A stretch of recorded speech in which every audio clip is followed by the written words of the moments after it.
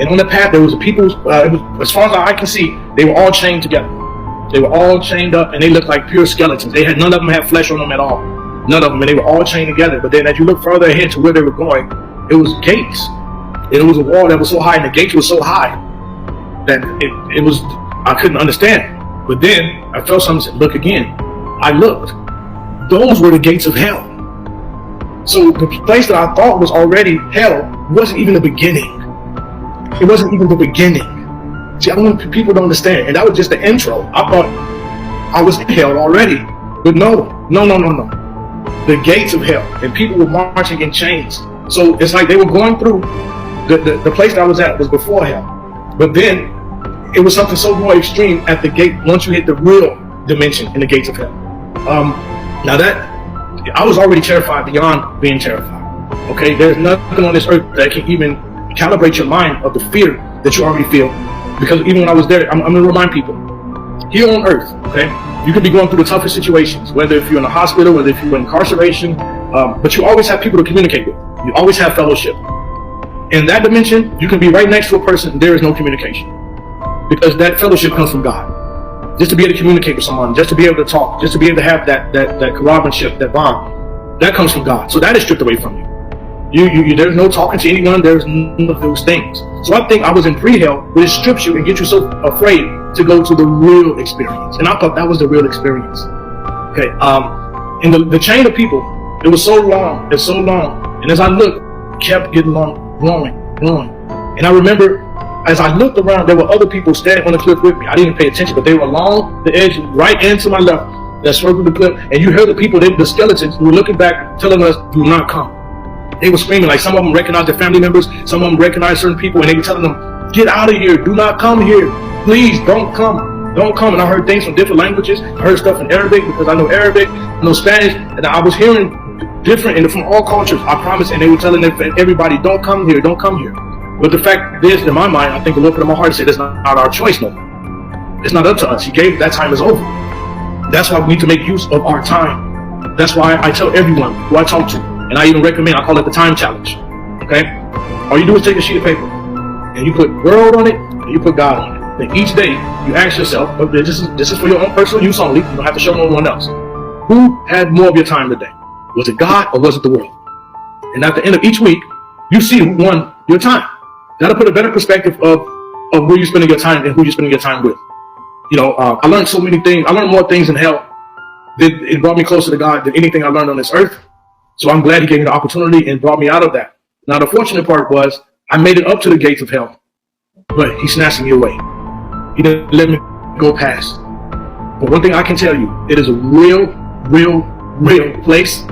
It is beyond the descriptive imagination that I'm just telling you. And I thought the part that I was in was hell. And that was hell. Trust me, it was. It's nothing like it. But this even gets worse. You can't even fathom that. So you are every day, every moment, eternity is on the other side of each moment. I want people to pay attention to this. Every moment, eternity is on the next side. Unfortunately, I just lost another friend. We lose a lot of people monthly. What we do, spiritual warfare, we lose a lot of people. And they always had plans. They always had plans to change. And I keep telling people, God is not a diet.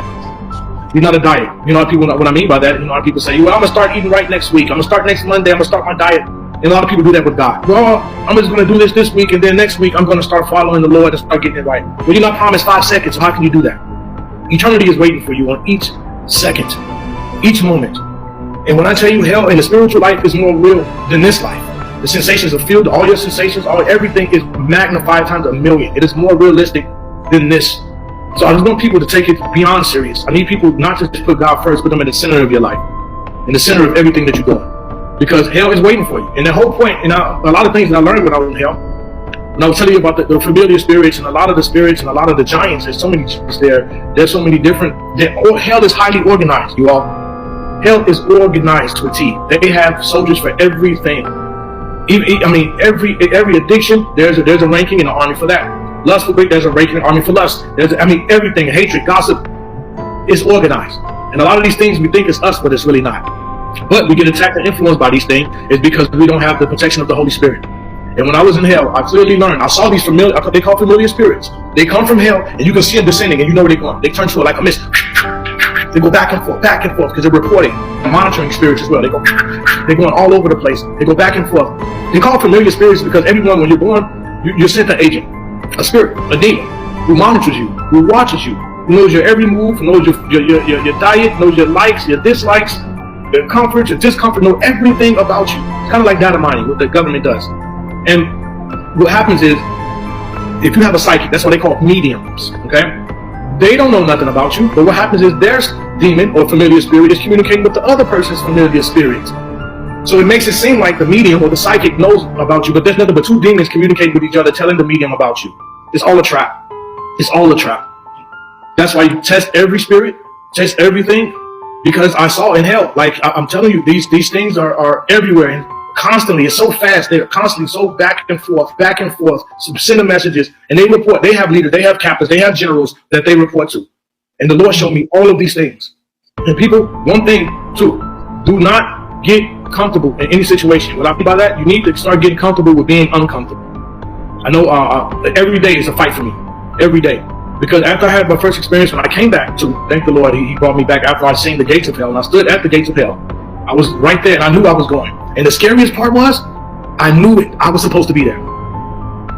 That's got me emotional right now. I knew I deserved it. I knew that I had no excuse. I had no rebuttal. If I was to go to the judgment seat in front of God, I had nothing. All right, I got to accept this, because I had no rebuttal for the way I was living my life. I knew I deserved it. And that's the scariest part, because you know you're supposed to be there. You know it. But His mercy and His grace, as I'm looking, I thought I was going to see, like, remember I was telling you about the teleportation. From being on a cliff, instantly to be in front of the gates of hell. And all I saw, it looked like ancient castles. Thousands of miles, thousands of castles. I thought I was scared before. When you pass through the gates, you know it's done. And I already thought that feeling. I already had that feeling, and I'll call it pre-hell, so to say. But once you pass those gates, it's done. The sentence is done. You're done. Now, as I was about to approach the gate, and I just knew, it's like, okay, there's nothing I can say, nothing I can do. I deserve this. All of a sudden, the same way how I came, I heard the same, I felt like an instantaneous, it was so powerful that pulled me. But like I say, it's no time there, so it's hard to explain. I was going to say for a split second, it just felt so peaceful. I felt a love and a peace that was beyond comprehension, the same way that fear was beyond comprehension, but it was the other end of the spectrum. It was just so caring, and so that's why I live my life the way I live it now, because I want that. I want to go back, just for that little instant that I felt of the Lord that snatched me out. Just even His presence, even Him just being around you, even if He just touched you, the love on His tip of His finger is more love than the whole world has. That's how the power. As He snatched me up, I'm instantly, and I just felt, and I heard a ringing. It's just loud, but it shook my whole body, and I'm slammed back into my body, and I'm in a hospital bed. And you know what it felt like? I felt disgusting. I felt horrible. I felt like if you were to put on a lot of clothes, heavy clothes, and just get them wet, I felt like I knew I was wearing my body. I literally was wearing this. And I know that He should be that, to know that, be of this life, we're in the world, but don't be of it. We're in this body, but this body is a vehicle for you to learn things and get closer to Him. But that's all it is. It's just a vehicle, you all. But the enemy has made it, so we put everything inside, in our worth, our time, everything to satisfy the flesh, this vehicle, instead of satisfying the real you, the real spirit you. But as I was entering my body, I felt disgusting. I felt horrible, and it took me weeks to shake this feeling off. I mean, I felt disgusting. I was like, where they get the term a flesh bag? I do believe whoever coined that must have had a similar experience, because that's what a flesh bag, until I got acclimated again back into my body. But it just, and it took a long time for me to really get to what happened to me. I even developed PTSD, over the experience. It took the Lord for me, because hell is so scary. It is so real, literally. It almost drove me backwards. Instead of the Lord had grace upon me to even show me and to take me out of that. But it was so horrendous. There's a lot of things that I want to describe about hell that I saw, but it would be totally, I don't even know how to word it. It would be very inappropriate for the language that I would have to use to be able to describe it. All I want people to know is that whatever you're doing, whatever you maximize, that's a sin, that's the opposite. That's what you're going to experience over and over and over and over. And I thought that was it. Obviously, they're just getting prepped to go through the real gates of hell.